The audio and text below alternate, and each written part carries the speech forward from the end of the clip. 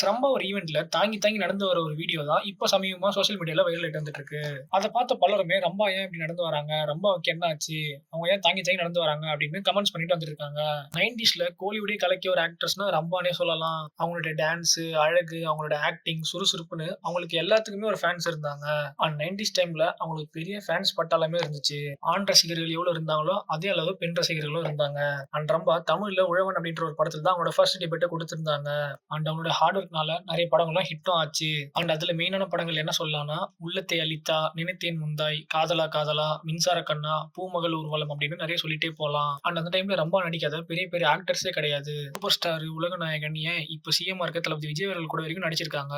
And Karthi மற்றும் ரம்பாவோட பேர் ரொம்ப ஹிட்டான பேர்னு இந்த டைம்ல சொல்லலாம். அண்ட் அவங்க ஹீரோனா இருந்து ரிட்டயர்ட் ஆனதுக்கு அப்புறமா மற்ற படங்கள் எல்லாம் சின்ன சின்ன கேமியோ ரோல்ஸ்லாம் குடுத்துட்டு போக ஆரம்பிச்சிருந்தாங்க. அண்ட் இத தொடர்ந்து நெறைய டிவி ஷோஸ்ல ஜட்ஜாவும் வந்திருந்தாங்க. அண்ட் இத தொடர்ந்து கிங்ஸ் ஆஃப் காமெடி ஜூனியர்ஸ்ல வந்த ஒரு சின்ன பசங்களோட காமெடி ஷோஸ்ல ஜட்ஜா வந்திருப்பாங்க. அண்ட் அதுல ரோபோ சங்கர், ஆர்ஜே சிந்து அண்ட் ரம்பா இவங்க 3 பேர் தான் ஜட்ஜா இருந்திருப்பாங்க. அண்ட் அத தொடர்ந்து ஜோடி ஆர் யூ ரெடி அப்படின்ற ஒரு டான்ஸ் ஷோலயும் ஜட்ஜா இருந்திருப்பாங்க. சோ இப்படி போயிட்டு இருந்த நிலையில ரம்பா அவர்கள் தாங்கி தாங்கி நடந்து வந்த ஒரு வீடியோ சமீபமா இப்ப வைரல் ஆயிட்டு வந்துட்டு இருக்கு. அத பார்த்த ரம்பா ஃபேன்ஸ் பலருமே என்னாச்சு உங்களுக்கு? எப்படி இருந்தவங்க ஏன் இப்படி நடந்து வராங்க? அப்படின்னு கமெண்ட்ஸ் பண்ண ஆரம்பிச்சுட்டாங்க.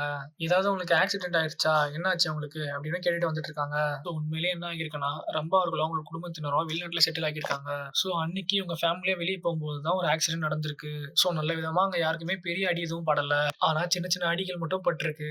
ஆனா அந்த சமயத்துல ரம்பா அவர்களுக்கு தான் அவங்க ஃபேமிலி மெம்பர்ஸ் தவிர பெரிய அடியா விழுந்திருக்கு. அண்ட் அவங்க இது நடந்து முடிஞ்சதுக்கு அப்புறமே ஹாஸ்பிடல் போயிட்டு ட்ரீட்மெண்ட் எடுத்து பெட் ரெஸ்ட்லாம் முடிஞ்சதுக்கு அப்புறமா தான் இப்ப வெளிய வந்திருக்காங்க. சோ இந்த வீடியோ தான் வைரல் ஆயிட்டு வந்துட்டு இருக்கு. இத பத்தி நீங்க என்ன நினைக்கிறீங்கன்னு கமெண்ட் பண்ணுங்க. வீடியோ புடிச்சிருந்தா லைக் பண்ணுங்க, கமெண்ட் பண்ணுங்க, ஷேர் பண்ணுங்க. மறக்காம வீ டாக்ஸ் சேனல சப்ஸ்கிரைப் பண்ணுங்க.